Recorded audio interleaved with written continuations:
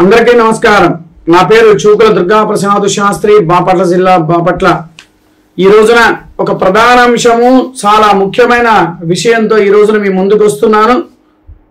గత కొంతకాలంగా తిరుమల తిరుపతి దేవస్థానం మహాప్రసాదమైన లడ్డు గురించి గత ప్రభుత్వం చేసిన అరాచకత్వాలు, స్వామివారిని ఎంత మోసం చేశారో మనందరం కూడా చూసిన సంఘటనలు చాలా ఉన్నాయి.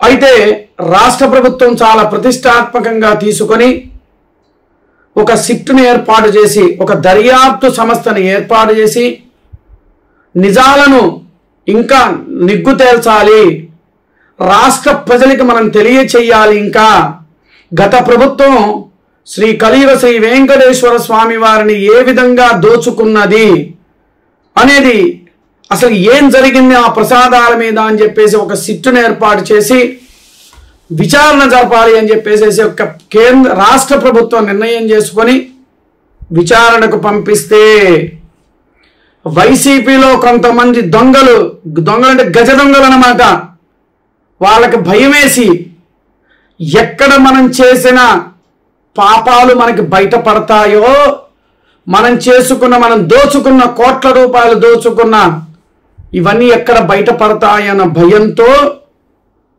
కేవలం వాళ్ళ స్వార్థం కోసం సుప్రీంకోర్టు వారిని ఆశ్రయించడం జరిగింది. దానికి సుప్రీంకోర్టు వారు విచారణలన్నీ కూడా ఎంక్వైరీలు చేసిన తర్వాత రాష్ట్ర ప్రభుత్వానికి సూచన ఇచ్చింది. ఏమని? కేంద్రం నుంచి సిబిఐ నుంచి ఇద్దరు దర్యాప్తు, ఇద్దరిని, రాష్ట్ర ప్రభుత్వం నుంచి ఇద్దరిని, ఎఫ్ఎస్ఐ నుంచి ఒకరిని తీసుకొని ఇంకా ఈ సంస్థ ద్వారా సమగ్ర విచారణ జరపాలి అని చెప్పేసి కోర్టు కూడా తెలియజేసింది. దీనికి వీళ్ళు వైసీపీ నాయకులు సుప్రీంకోర్టు ఇచ్చిన తీర్పుని తప్పుపడుతూ రాష్ట్ర ప్రజలకి తప్పుడు సమాచారాన్ని చేరవేస్తూ ఉన్నారు. రాష్ట్ర ప్రజలారా, నేను మిమ్మల్ని ఒక్కటే అడుగుతున్నా, మీ అందరి సమాముఖంగా నేను అందరినీ అడుగుతున్నా, తప్పు చేయనప్పుడు వీళ్ళు ఎందుకు భయపడాల్సిన అవసరం ఏమిటి? గత ప్రభుత్వం ఉన్నప్పుడు తిరుమల తిరుపతి దేవస్థానంలో జరుగుతున్న అరాచకాలు ఎంత అపచారం చేశారో మనకి తెలియని విషయం, మనందరికీ తెలిసిన విషయమే కదా ఇది. మరి అలాంటప్పుడు వీళ్ళు ఎందుకు భయపడుతున్నారు? వైవి సుబ్బారెడ్డి చైర్మన్గా ఉన్నప్పుడు ఆయన ఎక్కిన వేళా విశేషం ఏం పుణ్యమో కానీ తిరుమల తిరుపతి దేవస్థానం ఘోర అపచారాలు జరిగినాయి. కరుణాకర్ రెడ్డి ఎక్కిన తర్వాత ఒక పాప మీద పులి దాడి జరిగింది, ఒక పాపని ఒక పులి చంపేసింది. చూసారా? వాళ్ళు చేసిన పాపాలు, అంటే పాపాత్ములు భగవంతుడి దగ్గర కూడా రానివ్వరు.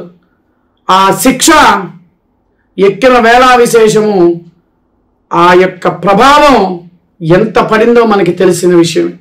మన మీద భక్తుల మనోభావాల మీద ఎంత పడిందో చూసారా? స్వామివారి యొక్క మహాప్రసాదం మీద కూడా వీళ్ళు కోటాను కోట్ల రూపాయలు దోచుకున్నారు అనంటే ఎంత దౌర్భాగ్యం! అంటే స్వామివారికి కళ్యాణ వెంకటేశ్వర స్వామివారి నిత్య కళ్యాణం పచ్చతోరణంగా ఉండే శ్రీ వెంకటేశ్వర స్వామి వారికి భక్తులు అనేక రూపంలో సమర్పిస్తున్న నిధులు కూడా కాజేసి వాళ్ళు ఇష్టానుసారంగా చేస్తున్నారనంటే, ఇంకో ప్రధాన అంశం ఏంటో, వైవి సుబ్బారెడ్డి నిబంధనలను ఉల్లంఘించి అడ్డమైన జీవోలను తీసుకొచ్చిన ఘనత గత ప్రభుత్వం, వైసీపీ ప్రభుత్వం, వైవి సుబ్బారెడ్డి. ఇక నేతి విషయంలోకి వచ్చేటప్పటికి ఆ టెండర్లు పిలిచింది ఏ ప్రభుత్వం పిలిచింది, ఆ కాంట్రాక్ట్ ఎవరిచ్చారు, ఇవన్నీ కూడా రాష్ట్ర ప్రజలందరికీ తెలుసు. రాష్ట్ర ప్రజలారా, మనం ఆలోచించాల్సిన విషయం, వీళ్ళు చేస్తున్న తప్పుడు ప్రచారాలు దయచేసి ఎవరు కూడా రాష్ట్ర ప్రజలు నమ్మాల్సిన అవసరం లేదు. ఎందుకంటే లోగుట్టుకు పెరుమాళకెరుగా అన్నట్టుగా ఈ విచారణ జరిపితే వీళ్ళు ఈ గజ దొంగలు బయటపడతారనే భయంతో కావాలని అల్లర్లు సృష్టించడం, భక్తుల్ని తప్పుదో అంటే ప్రజల్ని తప్పుదో పట్టించడానికి ప్రయత్నం చేశారు. నిజంగా నీతి నిజాయితీ ఉంటే మీరు కూడా సిట్ అధికారుల్ని, సుప్రీంకోర్టు ఇచ్చిన గైడ్లైన్స్ని మీరు స్వాగతించండి. మీరు కూడా ధైర్యంగా మేము సిద్ధము, మీరు అన్నారుగా, మీ జగన్మోహన్ రెడ్డి అంటారుగా, మీరు సిద్ధమా అంటారు కదా, మేము సిద్ధము అని చెప్పి మీరు చెప్పగల దమ్ము ధైర్యం మీకున్నదా? లేక తోక ముడుచుకొని కూర్చుంటారా? కూర్చోండి. కానీ ఎవరు ఎన్ని ఆటలు ఆడినా కలియుగ శ్రీ వెంకటేశ్వర స్వామి వారు మాత్రం ఏ ఒక్కరిని ఉపేక్షించడు.